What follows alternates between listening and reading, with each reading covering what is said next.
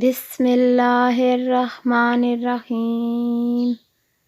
अस्सलामु अलैकुम वरहमतुल्लाहि वबरकातुहू। इस्लामिक वज़ाइफ एंड दुआएं चैनल में खुशामदीद। आज मैं आपको एक हदीस बताऊंगी। हज़रत मोहम्मद सल्लल्लाहु अलैहि वआलिहि वसल्लम ने इरशाद फरमाया, जो शख्स फजर की नमाज जमात से पढ़ता है और इसी जगह बैठकर सूरह नाम की शुरू से 3 आयतें पढ़ता है तो अल्लाह ताला इसके लिए 70 फरिश्तों को मुकर्रर फरमा देते हैं। ये फरिश्ते अल्लाह ताला की तस्बीह करते हैं और इसके लिए क़यामत तक दुआए मग़फ़िरत करते रहेंगे।